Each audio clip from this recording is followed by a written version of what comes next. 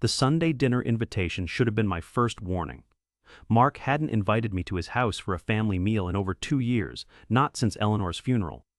But there I was, sitting at his dining room table, watching my son and daughter-in-law exchange meaningful glances across the roast beef.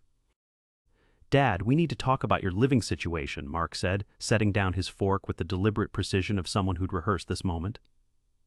"Susan and I have been discussing it, and we're concerned about you rattling around in that big house all by yourself." I looked at my 47-year-old son, noting the way his jaw tightened when he talked about my house. The same house where he'd grown up, where Eleanor and I had raised him with love and discipline in equal measure. The house that was now apparently a problem requiring his intervention. "I'm managing just fine, Mark," I told him. "The house is paid off, I maintain it properly, and I know every inch of that property better than you know your own apartment." Susan cleared her throat delicately, the way she did when she was about to say something she'd practiced. "Arthur, we're not questioning your capabilities, but you're 78 years old. What if you fall and no one finds you for days? What if you have a medical emergency?" she asked. What if? The same hypothetical disasters that adult children use to justify taking control of their parents' lives. I'd been hearing variations of this conversation from other widowers at the senior center for months. "I have a medical alert system. I have neighbors who check on me. I have a cell phone that works perfectly well," I replied to Susan. "I'm not some helpless old man wandering around in his pajamas." Mark's expression hardened slightly. "Dad, you fell off that ladder cleaning gutters last month. Mrs. Patterson had to call 911 because you were unconscious in your driveway," Mark said. The ladder incident.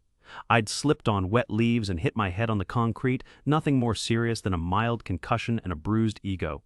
But apparently Mark had filed that away as evidence of my declining competence. "That was an accident. Could have happened to anyone at any age," I said to Mark. "But it didn't happen to anyone, Dad. It happened to you. A 78-year-old man who has no business climbing ladders or trying to maintain a 4-bedroom house with a 2-acre yard," Mark replied. I studied my son's face, looking for the boy who used to help me with yard work on weekends, who'd learned to change oil and fix fences under my patient instruction. But that boy was gone, replaced by a middle-aged man who saw his father as a liability rather than a person. "Mark, what exactly are you suggesting?" I asked, though I suspected I already knew. Susan leaned forward with the earnest expression of someone delivering good news. "There's a wonderful assisted living facility called Sunset Manor, about 20 minutes from here. We've toured it, and it's absolutely lovely. Beautiful grounds, activities, people your own age," Susan said. "You've toured it," I repeated. "Without asking me. Without consulting me about where I might want to spend my remaining years." Mark's face reddened slightly. "Dad, we're trying to plan for your future while you're still healthy enough to make the transition."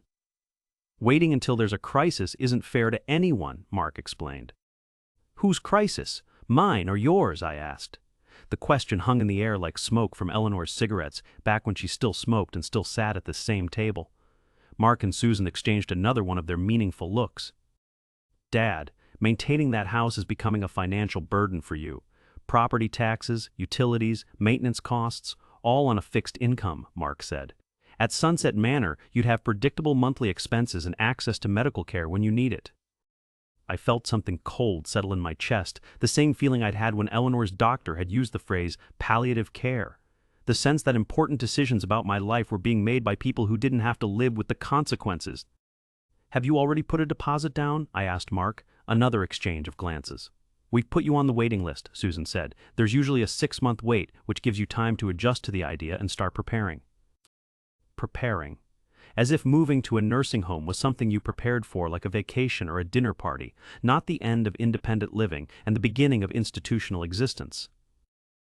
"And what happens to my house while I'm adjusting to the idea?" I asked. Mark's shoulders tensed. "The house would need to be sold to pay for your care at Sunset Manor. The proceeds would cover your expenses there for several years," Mark said. There it was. The real reason for this intervention, this sudden concern about my safety and well-being. Mark needed money, and my house represented the solution to his financial problems. "Mark, I bought that house in 1978 for $38,000.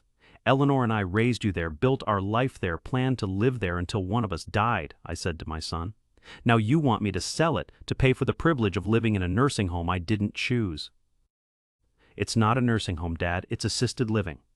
There's a difference, Mark corrected. The difference is marketing language. The reality is the same. You move in, you lose control of your daily schedule, your meals, your privacy, your independence, I said. Susan's voice took on a sharper edge. Arthur, you can't live in that house forever. Eventually, you'll need care that we can't provide while working full-time and raising our own family, she said. Our own family. As if I wasn't part of their family anymore, but some external obligation that needed to be managed efficiently. My granddaughter Chloe, who'd been silently pushing food around her plate during this entire conversation, finally spoke up. "Grandpa, do you want to move to this place?" Chloe asked. All eyes turned to her. At 19, Chloe was the only person at this table who'd asked what I actually wanted instead of telling me what I needed. No, sweetheart. I want to live in my own house with my own things, following my own schedule, until I physically can't anymore, I told Chloe. Mark's jaw tightened further. Dad, that's not realistic. You're being stubborn and short-sighted, Mark said. I'm being honest about what I want for my own life, I replied. What you want isn't always what's best for you, Susan said, her tone carrying the condescending patience of someone talking to a difficult child. I looked around the table at these three people who were supposed to love me, Mark, calculating the financial benefits of my institutionalization, Susan, planning my future without my input, and Chloe, the only one who'd bothered to ask what I wanted. I think it's time for me to go home, I said, standing up from the table. Dad, we're not finished discussing this, Mark said. Yes, we are. You've made your decision about my future. I've heard your reasons. Now I need time to think about my response, I told Mark. As I drove home through the evening darkness, I thought about Eleanor's final months, how she'd fought to stay in our house, in our bed, with our things around her until the very end, how she'd made me promise that I'd do the same when my time came. But Eleanor hadn't anticipated that the threat to my independence would come from our own son, that the person pushing me toward institutional care would be the boy we'd raised to value family loyalty and respect for his elders. The house was dark when I pulled into the driveway, but it didn't feel empty. It felt like home, like the place where I belonged until I decided otherwise. Mark was about to learn that some decisions require the consent of the person most affected by them, and that his father wasn't quite ready to surrender control of his own life to people who confused their convenience with his best interests. 3 days passed before Mark called to check on my reaction to his announcement. I'd spent those days walking through my house, touching the walls Eleanor and I had painted together, sitting in the garden where she'd grown her prize-winning tomatoes, thinking about 45 years of memories that Mark wanted me to abandon for his financial convenience. Dad, have you given any more thought to what we discussed Sunday? Mark asked when I answered the phone. His voice carried that carefully controlled tone people use when they think you're being unreasonable. I've given it considerable thought, I told Mark. I've also done some research of my own. Research? About Sunset Manor. About the costs. About what happens when the money from selling my house runs out, I said. I'd spent Tuesday afternoon at the library using their computers to investigate the facility Mark and Susan had chosen for me. Mark was quiet for a moment. Dad, we can discuss the financial details later. The important thing right now is getting you settled somewhere safe, Mark said. Mark, Sunset Manor costs $4,000 a month. If I sell my house for its current market value of about $300,000, that money will last approximately 6 years, I said. What happens in year 7? Dad, you're overthinking this. We'll figure out the long-term planning as we go, Mark replied. As we go, meaning Mark would figure it out, or more likely, Mark would hope I died before the money ran out and the problem became truly complicated. I also looked up the ownership of Sunset Manor, I said to Mark. It's owned by a company called Hendricks Property Development, the same company that's been buying up residential properties in our neighborhood for the past 18 months. Silence on Mark's end of the line, the kind of silence that confirms suspicions you hoped were wrong. Mark, is there something you want to tell me about Hendricks Property Development? I asked. More silence. Finally, Mark cleared his throat. Dad, I may have mentioned to them that your property might become available, but that doesn't change the fact that you need appropriate care, Mark said. The words hit like a physical blow. My own son had been discussing the sale of my home with real estate developers before he'd even talked to me about moving to a nursing home. You've been planning to sell my house without my knowledge or consent, I said to Mark. I've been exploring options for your future care. The two things are related, Mark replied. Mark, how much debt are you in? I asked directly. The question seemed to catch him off guard. Dad, my financial situation isn't relevant to your need for assisted living, Mark said. Answer the question. How much debt are you in? I pressed. Mark's voice took on a defensive edge. Susan and I have had some challenges with medical bills and the kids' college expenses. But that has nothing to do with our concerns about your safety, Mark said. Medical bills and college expenses. Chloe was a sophomore at the state university, living at home and working part-time to help pay for school. Her college expenses weren't the crisis Mark was making them out to be. Mark, what medical bills? Susan had her gallbladder surgery covered by insurance last year, I said. Dad, there were complications, additional procedures. The insurance didn't cover everything, Mark explained. I made a mental note to follow up on that claim. In my 40 years as an accountant, I'd learned to spot financial desperation disguised as responsible planning. How much would you make if Hendricks bought my house? I asked Mark. Dad, I'm not trying to make money off your situation, Mark said. That's not what I asked. I asked how much you would make, I repeated. Another long pause. There might be a small finder's fee involved, but Dad, that's not why I'm concerned about your living situation, Mark said. A finder's fee. My son was going to profit from forcing me out of my home. The betrayal was so complete, it took my breath away. Mark, I want you to listen to me very carefully, I said. I'm not moving to Sunset Manor, I'm not selling my house, and I'm certainly not enriching real estate developers so you can collect a finder's fee on my displacement. Dad, you're not thinking clearly about this. You can't live in that house forever, Mark said. I can live in it until I decide otherwise. Not until you decide otherwise, I replied.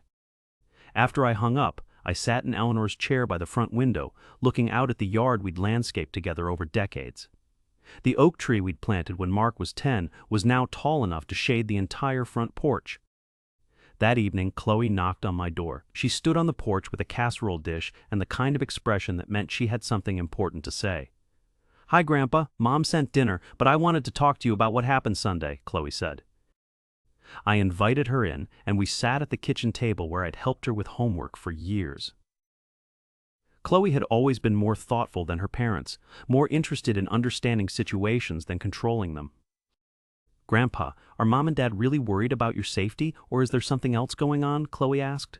I looked at my granddaughter, 19 years old and already wise enough to question her parents' motivations. What do you think, sweetheart? I asked Chloe.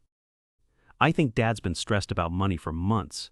I think Mom's been pushing him to ask you for help, and I think this nursing home idea is their way of solving their financial problems while telling themselves they're protecting you, Chloe said. The clarity of her assessment impressed me. Chloe had inherited Eleanor's ability to see through people's rationalizations to their true motivations. What kind of financial problems are they having? I asked Chloe. Dad borrowed money against the house to pay for Mom's medical bills. Now they're behind on the mortgage payments. Mom cries about it when she thinks no one's listening, Chloe explained. The picture was becoming clearer. Mark wasn't just facing college expenses and medical debt, he was facing foreclosure.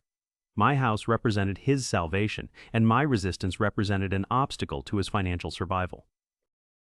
Grandpa, they're good people who are scared and making bad decisions, Chloe said. But that doesn't mean you should give up your home to save theirs. Chloe was right. Mark and Susan weren't evil, just desperate enough to convince themselves that my best interests aligned with their financial needs. Chloe, I need you to help me with something, I said to my granddaughter, but it has to stay between us for now. What kind of help? Chloe asked. I explained what I'd learned about Hendricks' property development, about Mark's arrangement with them, about the finder's fee he'd negotiated for delivering my property. I need to understand exactly how much trouble your parents are in, and I need to document Mark's attempts to pressure me into selling, I said to Chloe. Chloe listened with growing anger and disappointment. Grandpa, I can get you copies of their mortgage statements and medical bills. Dad keeps everything in his home office, she said. I don't want you to steal anything, but if you happen to see documents lying around and you happen to remember what they say, that might be helpful, I said to Chloe. Over the next week, Chloe provided me with a comprehensive picture of her parents' financial situation. They owed $68,000 on a house worth about $50,000. Susan's medical bills totaled another $22,000, most of it from elective procedures that insurance had correctly refused to cover. Mark and Susan weren't facing a medical crisis. They were facing the consequences of lifestyle inflation and poor financial decisions. And they'd decided that my house was the solution to problems they created through their own irresponsibility. But I'd also learned something else from Chloe's reconnaissance. Mark had been more thorough in his planning than I'd initially realized. He'd not only contacted Hendrick's property development about my house, he'd also spoken with an elder law attorney about guardianship proceedings. "Grandpa, Dad has an appointment with a lawyer next Friday, something about competency evaluations and protective services," Chloe said during one of our evening conversations. The betrayal was complete. Mark wasn't just planning to pressure me into moving to a nursing home, he was preparing to have me declared incompetent if I continued to resist. That night, I went to Eleanor's desk and pulled out the manila envelope she'd left for me with specific instructions not to open until I needed it. The envelope was thick, sealed with wax, and labeled in Eleanor's careful handwriting, "For Arthur, when our son forgets who raised him." Inside the envelope was a letter from Eleanor, written during her final illness, along with legal documents I hadn't known existed. "My dearest Arthur," Eleanor's letter began, "if you're reading this, it means Mark has disappointed us both by putting his needs ahead of your dignity. I've prepared some tools to help you remind him that we didn't raise him to treat his father like a financial asset." The documents were staggering in their thoroughness. Eleanor had established a family trust that included not just our house, but assets I'd forgotten we owned. She'd also prepared detailed instructions for protecting me from exactly the situation Mark was creating. Eleanor had anticipated our son's greed and prepared countermeasures that would teach him the difference between loving his father and exploiting him. The next morning I called my attorney, James Morrison, the same man who'd handled Eleanor's estate. "James, I need to discuss some legal documents my wife prepared without my knowledge," I said. "Arthur, Eleanor mentioned she was making special arrangements in case Mark ever tried to take advantage of your situation. I have copies of everything in my office," James said. "How long ago did she set this up?" I asked. "About 6 months before she passed. She was very specific about when and how these protections should be activated," James explained. As I drove to James's office, I realized that Eleanor had known our son better than I had. She'd seen the seeds of entitlement and selfishness that would eventually grow into a plan to steal my home and my independence. But she'd also prepared a lesson that would teach Mark the true cost of treating family members as financial resources, a lesson he was about to receive whether he wanted it or not. James Morrison's office hadn't changed in the 20 years he'd been handling my legal affairs. The same oak desk where Eleanor and I had signed our wills, the same leather chairs where we'd planned for a future that assumed our son would respect our wishes rather than exploit our vulnerabilities. "Arthur, your wife was remarkably thorough in anticipating this situation," James said, spreading Eleanor's documents across his desk. "The Harrison Family Trust she established gives you complete protection against forced institutionalization or property seizure by family members." I read through Eleanor's legal preparations with growing amazement. She'd not only protected our house from Mark's schemes, she'd created mechanisms to ensure he faced consequences for attempting to exploit my age and widowhood. "James, how did Eleanor know Mark would try something like this?" I asked. She didn't know specifically what he'd try, but she noticed his increasing focus on money during her illness. The way he'd ask about insurance policies and property values instead of asking about her comfort or your emotional needs, James explained. I remembered those conversations now with painful clarity. Mark visiting Eleanor's bedside and talking about estate planning instead of sharing memories or expressing love. Eleanor had seen the warning signs that I'd missed or chosen to ignore. "The trust includes some interesting provisions," James continued. "If anyone attempts to force you into institutional care for financial reasons or tries to gain control of your property through guardianship proceedings, the trust automatically activates protective measures." James showed me documents that made my heart race with their elegant ruthlessness. Eleanor had prepared a complete financial background check on Mark, updated annually by private investigators. She documented his spending habits, his debt accumulation, and his history of asking us for money. My wife had been building a case against our son's financial irresponsibility for years, preparing for exactly the situation we now faced. "There's more," James said, pulling out another folder. "Eleanor established a charitable foundation focused on elder abuse prevention. If Mark follows through with his guardianship plans, the trust is structured to donate your entire estate to this foundation, leaving him with nothing." The strategy was breathtaking in its completeness. Eleanor hadn't just protected me from Mark's schemes, she'd ensured that his attempts at exploitation would cost him everything he hoped to gain. "James, what do I need to do to activate these protections?" I asked. "Nothing. They're already active. The trust has been monitoring Mark's activities since you first mentioned his concerns about your living situation, James said. We have documentation of his contacts with Hendrick's property development, his conversations with the elder law attorney, even recordings of his discussions about finder's fees. I stared at my attorney with new respect for Eleanor's foresight. You've been investigating my son without my knowledge, I asked, with your late wife's explicit instructions and your implicit consent when you signed the trust documents? Eleanor was very specific that these protections should activate automatically if certain conditions were met, James explained. The conditions had clearly been met. Mark's plan to force me into a nursing home so he could sell my house and collect a finder's fee had triggered Eleanor's carefully laid countermeasures. What happens next? I asked James. That depends on how far Mark is willing to push his guardianship petition. If he backs down, the protective measures remain dormant. If he proceeds with legal action to have you declared incompetent, Eleanor's plan goes into full effect, James said. I thought about my son, desperate and financially drowning, probably convinced that his concern for my safety justified his methods.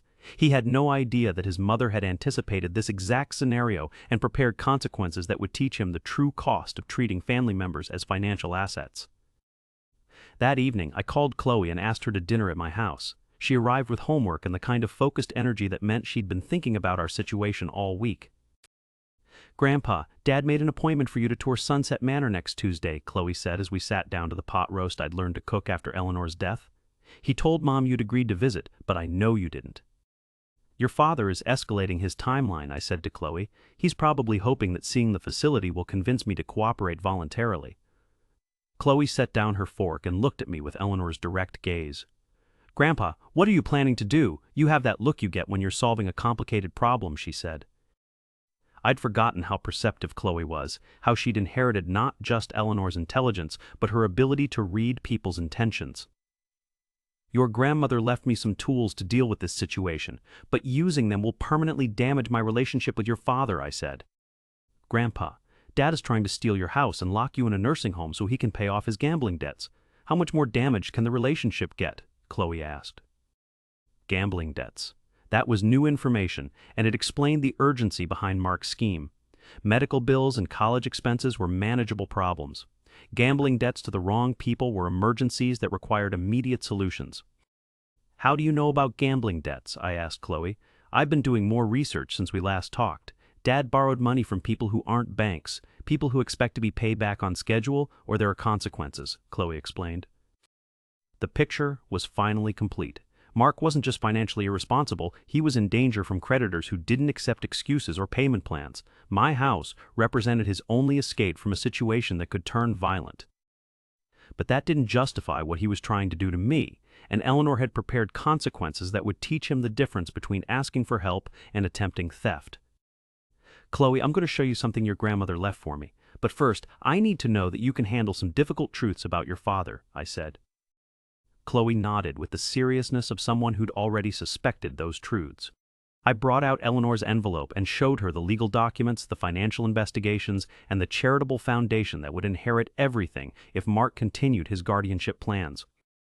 "Grandma knew Dad would try this?" Chloe asked, reading through the papers with growing amazement. "Your grandmother understood that desperation makes people justify terrible behavior.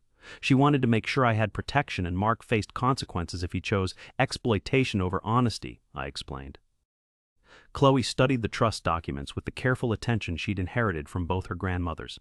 "This is brilliant," she said finally. "If Dad tries to steal your house, he loses any chance of inheriting it legitimately." "That's exactly what Eleanor intended," I confirmed. "What do you need me to do?" Chloe asked. I explained my plan. Mark was expecting me to tour Sunset Manor on Tuesday, probably hoping that seeing the facility would soften my resistance to his scheme. Instead, I would use that meeting to deliver Eleanor's message about the consequences of treating family members as financial resources. "I want you there as a witness," I said to Chloe. "Your parents need to understand that their behavior is being observed and documented by someone they can't intimidate or manipulate." The following Tuesday, I arrived at Sunset Manor with Chloe at my side and Eleanor's envelope in my jacket pocket. Mark and Susan were waiting in the lobby, looking nervous and hopeful in equal measure. "Dad, I'm glad you decided to visit," Mark said, his relief evident. "I think you'll be impressed with the facilities and the quality of care they provide." The tour was professionally orchestrated, designed to showcase Sunset Manor's amenities while downplaying the loss of privacy and independence that institutional living requires.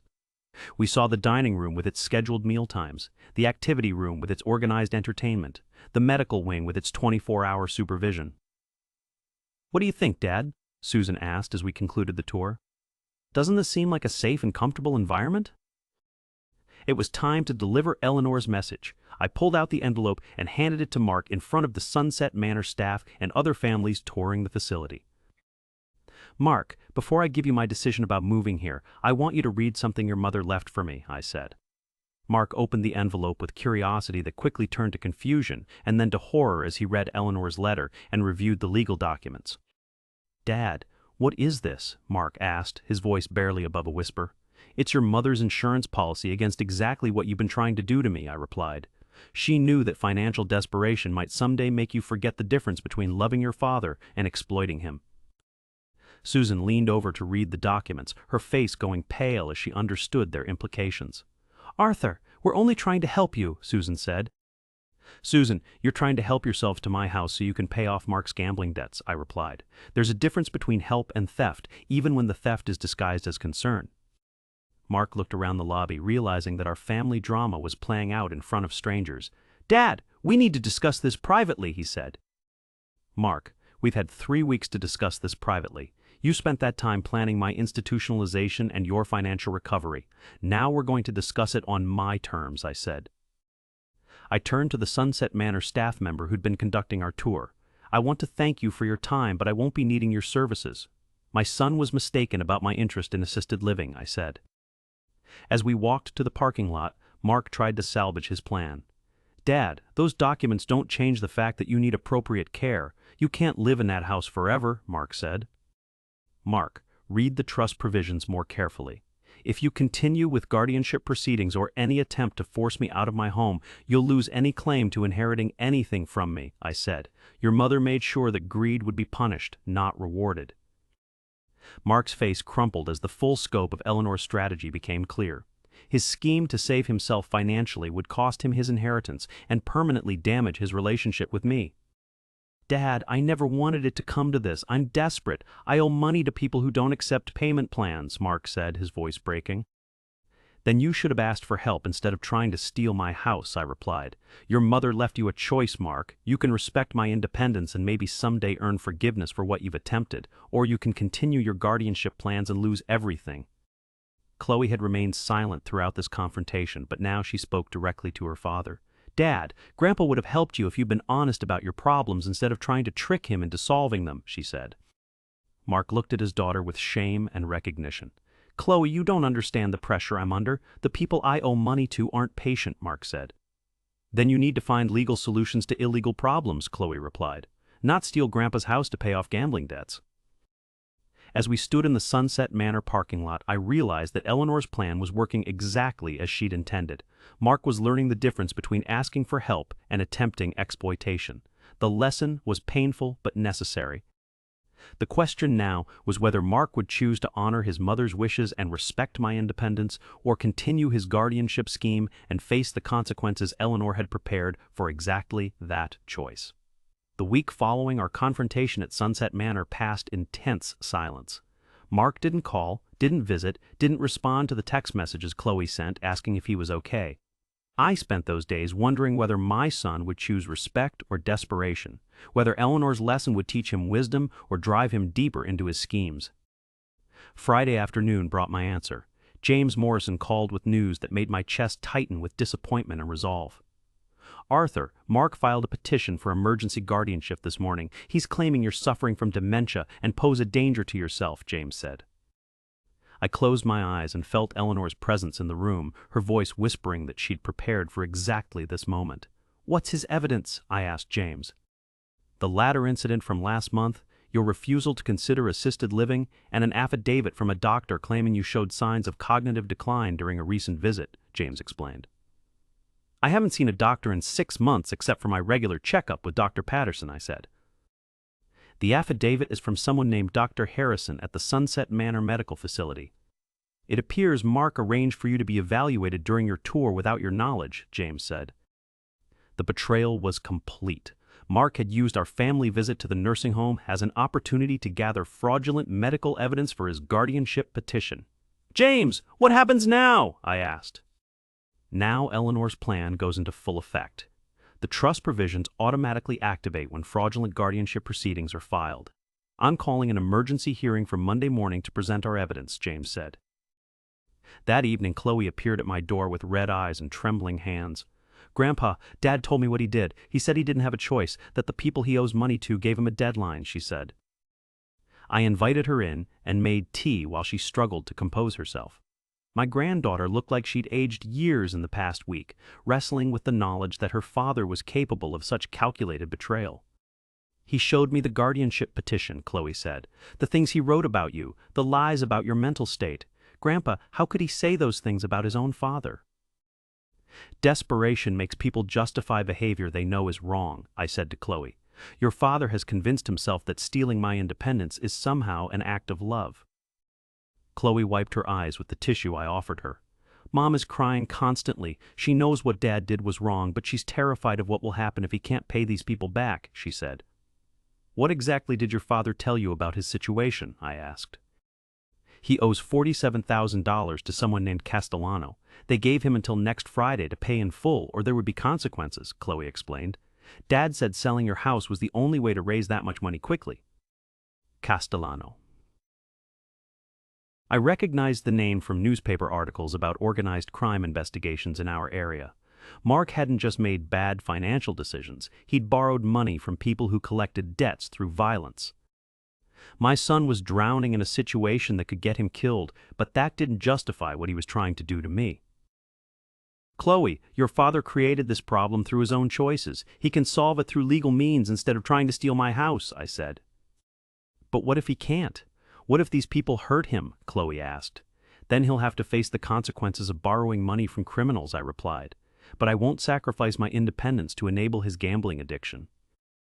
Saturday morning brought an unexpected visitor. Susan stood on my porch looking like she hadn't slept in days, her face haggard with worry and shame. "Arthur, may I come in? I need to talk to you about Mark's situation," Susan said. I led her to the kitchen, where Eleanor and I had welcomed her into our family 25 years earlier. Susan sat across from me at the same table where she'd shared countless holiday meals back when she was a daughter-in-law instead of a co-conspirator. "Arthur, I know what Mark did was wrong, the guardianship petition, the lies about your mental state, all of it," Susan said, "but I'm begging you to help us anyway." "Help you what, Susan?" "Help Mark avoid the consequences of his gambling addiction by giving up my home and my independence?" I asked. Susan's composure cracked. "These aren't normal creditors, Arthur. Castellano's people don't just sue you or garnish your wages. They hurt families. They've already made threats about Chloe," she said. The mention of my granddaughter being threatened sent ice through my veins. "What kind of threats?" I asked Susan. "They know where she goes to school, where she works. They said pretty girls sometimes have accidents if their families don't pay their debts," Susan said, her voice shaking. Mark's desperation had put my granddaughter in danger from violent criminals, but that still didn't justify his attempts to steal my home through fraudulent guardianship proceedings. "Susan, if Chloe is in danger, we call the police. We don't compound one crime by committing another," I said. "The police can't protect her 24 hours a day, and these people are smart about staying within legal boundaries while making their message clear," Susan replied. "Then Mark needs to find another solution to his problem. Legal bankruptcy, legitimate loans, honest work to pay off his debts gradually," I said. Susan's face twisted with frustration and fear. "There isn't time for gradual solutions, and Mark already tried legitimate banks. No one will loan money to someone with his credit history," she said. "Susan, that's exactly why people shouldn't borrow money from criminals. Because criminals don't accept reasonable payment plans," I replied. "So you're just going to let our family be destroyed because Mark made mistakes?" Susan asked. "I'm not going to enable Mark's addiction by rewarding his attempts to steal my house," I said. "There's a difference between letting your family be destroyed and refusing to be destroyed along with them." Susan stared at me with the look of someone who'd expected emotional manipulation to work and was shocked by rational resistance. "Arthur, I always thought you loved us," she said. "I do love you. That's why I won't give Mark money that will go straight to more gambling and deeper debt," I replied. After Susan left, I called James Morrison to report Castellano's threats against Chloe. Arthur, that changes things. We need to involve law enforcement immediately, James said. Can they protect her? I asked. They can investigate the threats and possibly arrest Castellano's people if they've made explicit statements about harming her. But you're right that round-the-clock protection isn't realistic, James said. What other options do we have? I asked. The guardianship hearing is Monday morning. If Mark withdraws his petition and agrees to respect your independence, we can negotiate some kind of family assistance that doesn't involve selling your house, James suggested. And if he doesn't withdraw the petition? I asked. Then Eleanor's plan proceeds in full. The charitable foundation inherits your estate, Mark gets nothing, and he'll have to face Castellano without the money from your house, James said. That evening, I sat in Eleanor's chair by the front window, watching the sunset paint our garden in the colors she'd loved. The same garden where she planned our retirement, where she'd dreamed of watching grandchildren grow up in the house we'd built together. Mark's choices had turned our family's love into a weapon against me, but Eleanor had prepared countermeasures that would protect my independence while teaching our son that desperation doesn't justify betrayal. The phone rang as darkness settled over the neighborhood. Mark's voice was hollow with exhaustion and fear. "Dad, I need to talk to you. Can I come over?" Mark asked. "Are you planning to withdraw the guardianship petition?" I asked Mark. "Dad, please, let me come over and we'll discuss everything." "Man to man, father to son," Mark said. "Mark, answer the question. Are you withdrawing the petition?" I pressed. Long silence. Finally, Mark's voice came back strained and desperate. "I can't. If I don't get that money by Friday, Castellano is going to hurt Chloe. I can't let that happen," Mark said. My son was choosing to destroy me in order to save my granddaughter from consequences of his own making. The tragedy was that Eleanor had prepared a lesson that would teach him the true cost of that choice.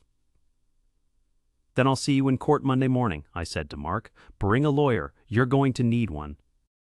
After I hung up, I pulled out Eleanor's letter and read it one more time.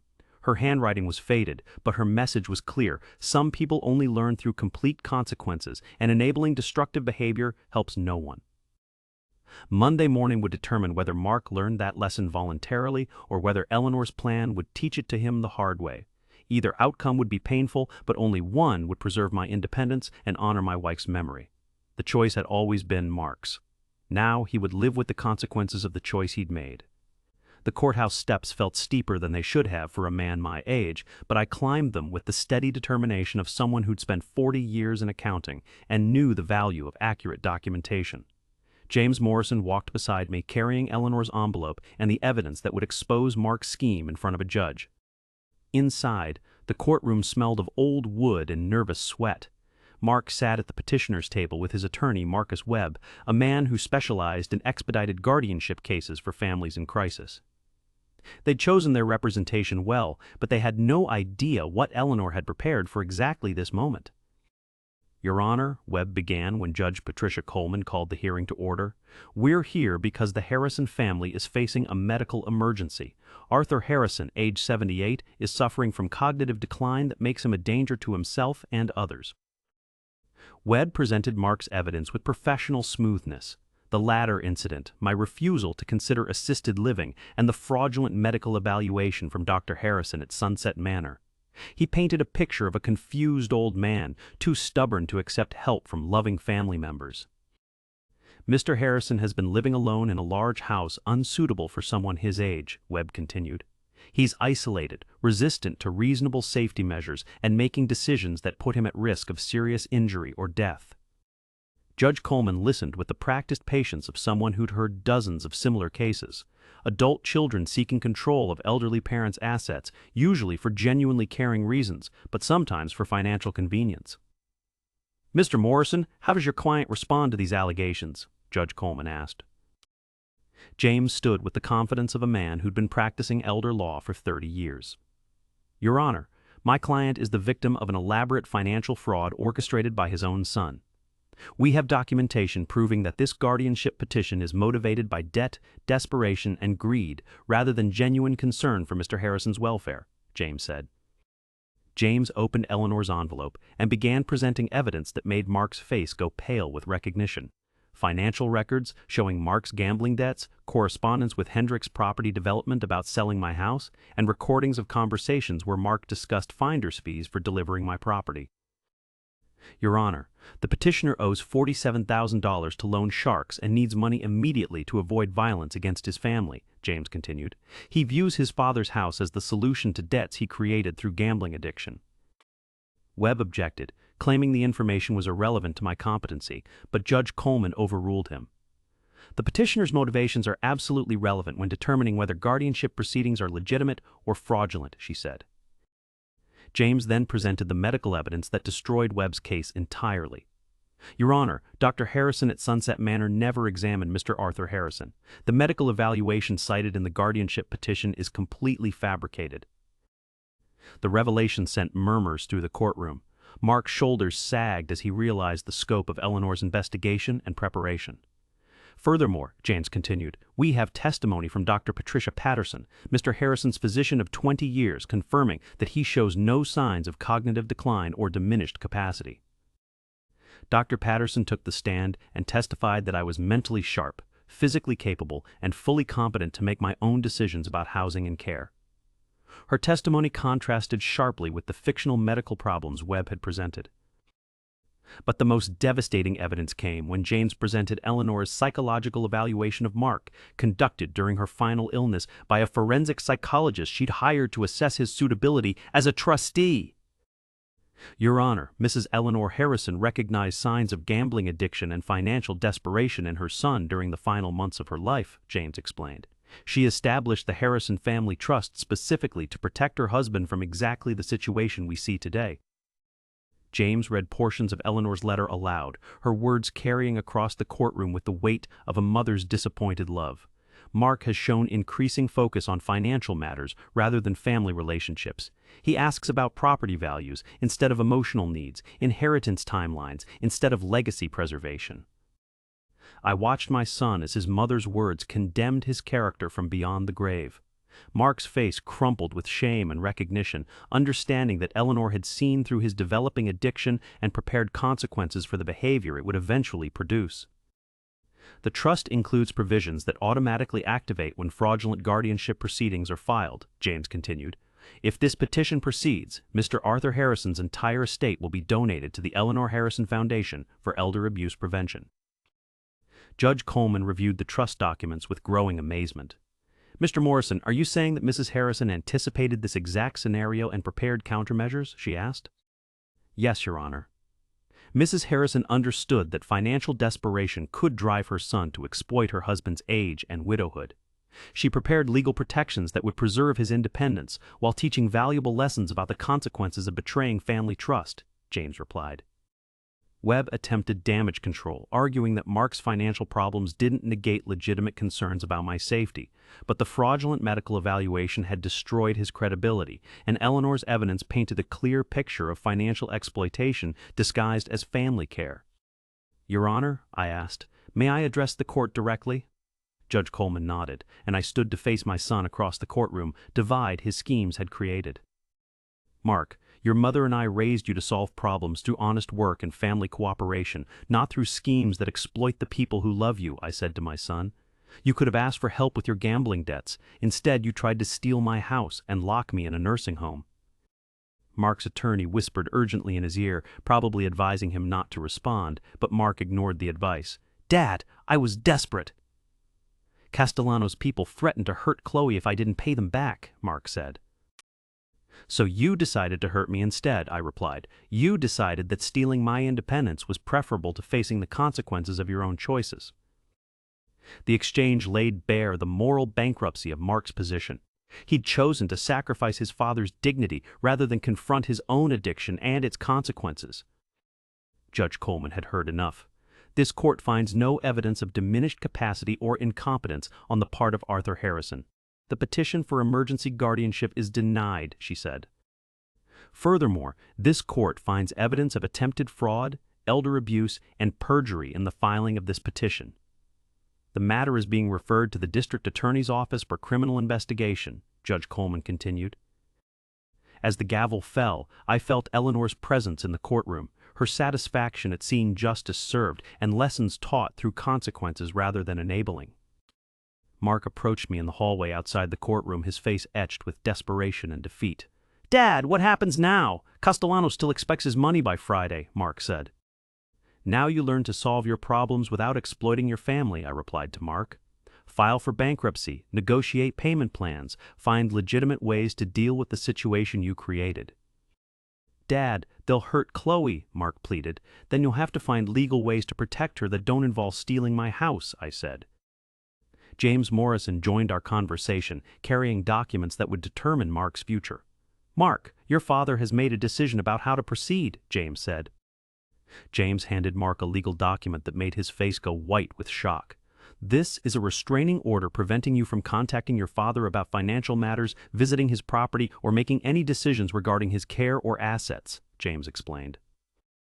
Additionally, the Harrison Family Trust is immediately transferring ownership of your father's house to the Eleanor Harrison Foundation. "You can no longer benefit financially from any attempts to institutionalize him," James continued. Mark stared at the documents with growing horror. "Dad, you giving away our family home to strangers?" he asked.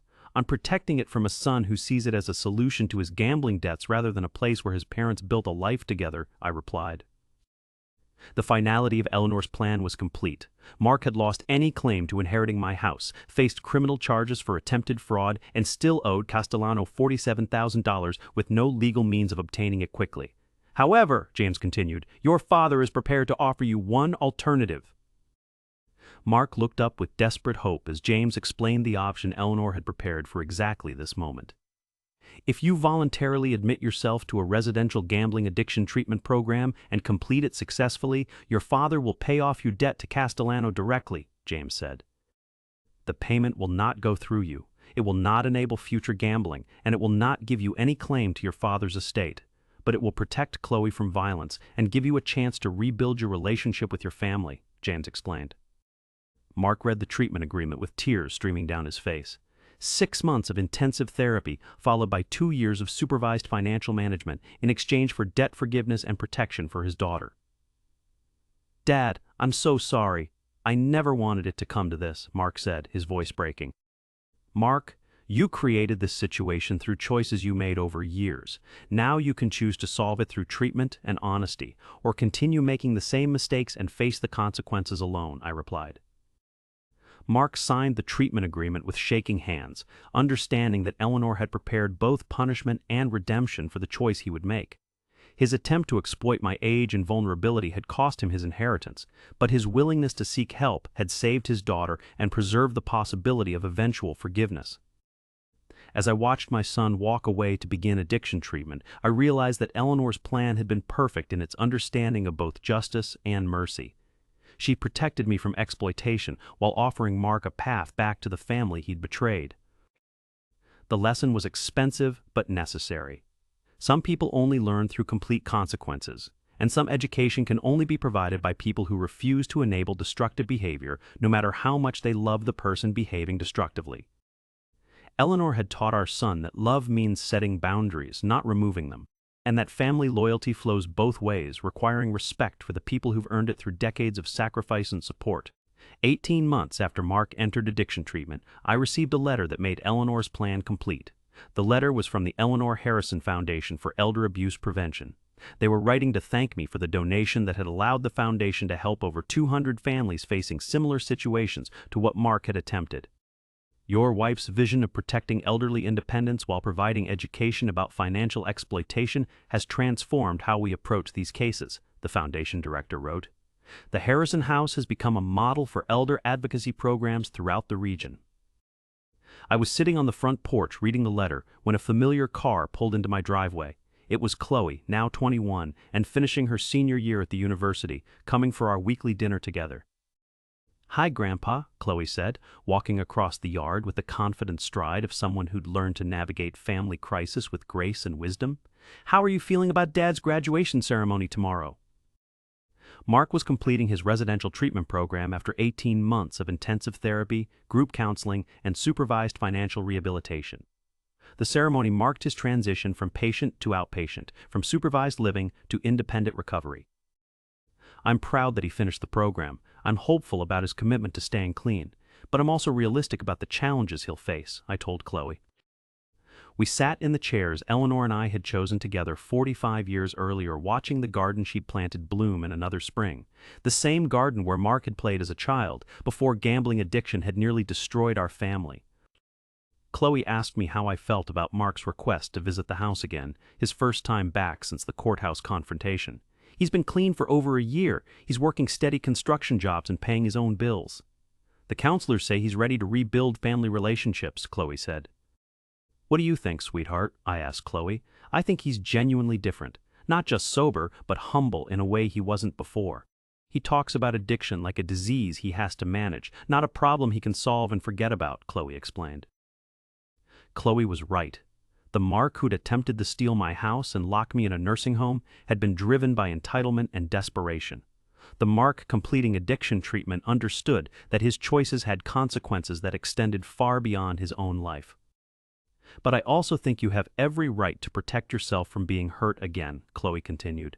Trust has to be earned back slowly, through actions, not just words. My granddaughter had inherited Eleanor's wisdom about balancing love with boundaries, forgiveness with prudent caution. The next morning, I attended Mark's graduation ceremony at the Riverside Recovery Center. He looked healthier than he had in years, his face clear of the stress and deception that addiction had etched into his features. When his name was called, Mark walked to the podium with quiet dignity. 18 months ago, I was willing to steal my father's house and put him in a nursing home to pay off gambling debts, Mark said to the assembled families and graduates. I told myself I was protecting my family, but I was actually destroying it. I was so focused on avoiding consequences that I couldn't see. I was creating worse consequences for the people I claimed to love, Mark continued. Mark looked directly at me in the audience. My father could have enabled my addiction by giving me money or making excuses for my behavior. Instead, he let me face the full consequences of my choices.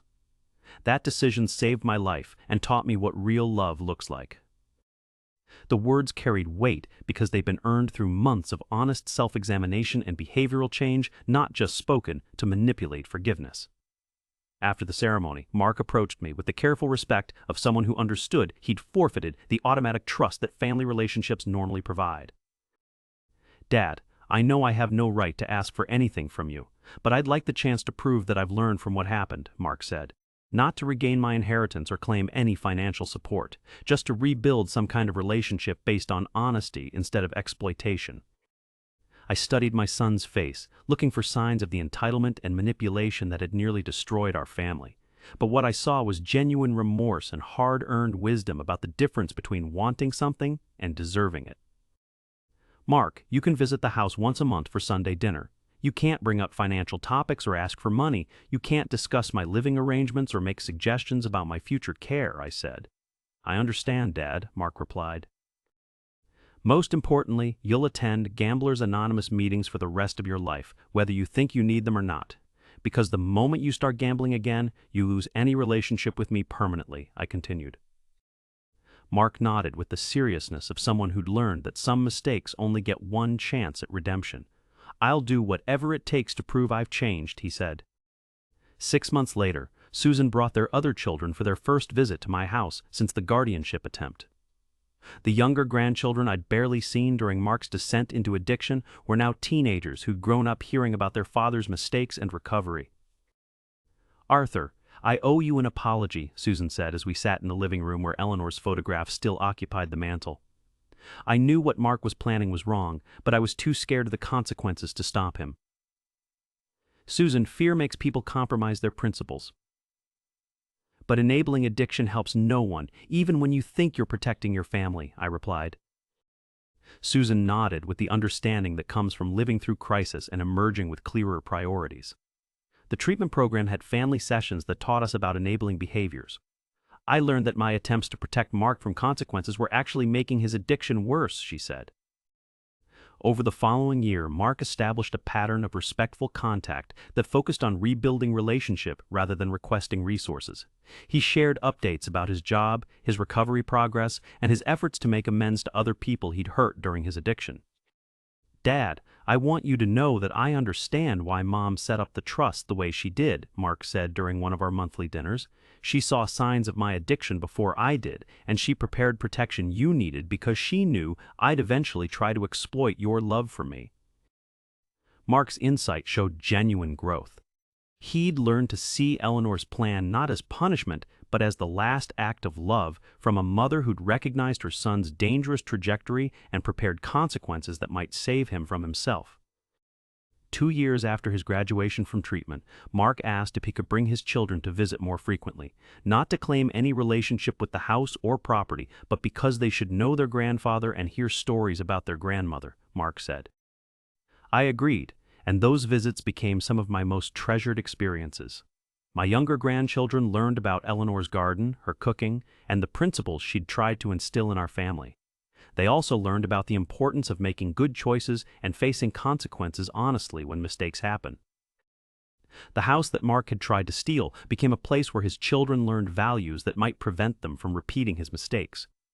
3 years after the courthouse confrontation, I received a visit from Dr. Jennifer Hayes, the psychologist who'd evaluated Mark during Eleanor's illness and recommended the trust provisions that had protected me.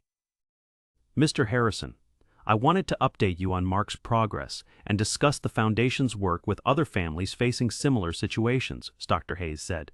She explained that the Eleanor Harrison Foundation had used my case as a model for educating families about the warning signs of financial exploitation by adult children struggling with addiction or debt.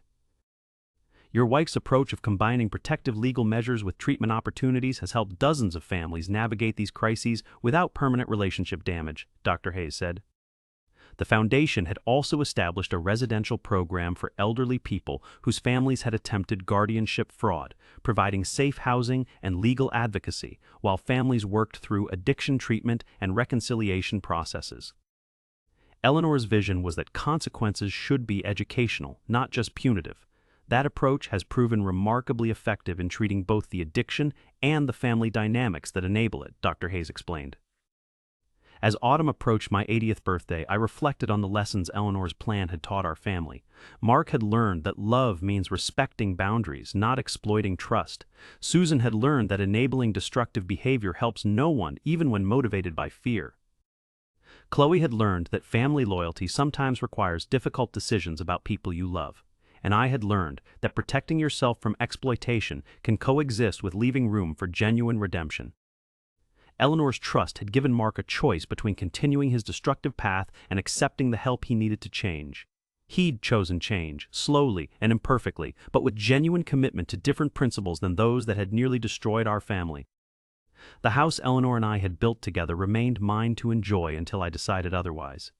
The independence Mark had tried to steal through fraudulent guardianship proceedings was protected by legal structures that honored my right to make my own choices about my future. Mark had learned that gambling addiction was a disease requiring lifetime management, not a problem that could be solved and forgotten. He'd learned that rebuilding trust required consistent action over years, not persuasive words over weeks. Most importantly, he'd learned that family love means supporting independence, not exploiting vulnerability. That some lessons can only be taught through consequences, and some people only change when enabling stops and accountability begins. The education had been expensive for everyone involved, but worth every dollar spent and every relationship strained. Eleanor's plan had protected my dignity while offering Mark a path to genuine recovery rather than temporary financial relief. Some months I still missed the easy relationship Mark and I had shared before. Addiction complicated our family dynamics, but I was grateful for the honest relationship we were building based on respect rather than exploitation, boundaries rather than entitlement. Eleanor would have been proud that her final gift to our family was the wisdom to distinguish between love that enables and love that educates, between mercy that helps and mercy that hurts, between forgiveness that restores and forgiveness that rewards destructive behavior. I hope this story touched you, especially those protecting elderly independence from family members who confuse financial desperation with legitimate concern for safety and welfare. If this story moved you, please support our channel with a like and subscribe for more stories about family manipulation, elder advocacy, and the courage to set boundaries with people we love when those boundaries are necessary for everyone's well-being. Drop a comment below sharing your thoughts, or let us know where you're listening from around the world. These stories about family, addiction, and protecting independence from exploitation connect people across all cultures and communities.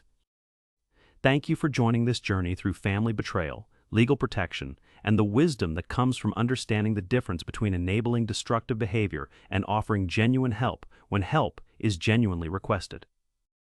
Until next time, remember, the most valuable inheritance isn't property or money, but the principles guiding how we treat vulnerable family members and the strength to protect those principles, even when protection requires difficult decisions about people we love.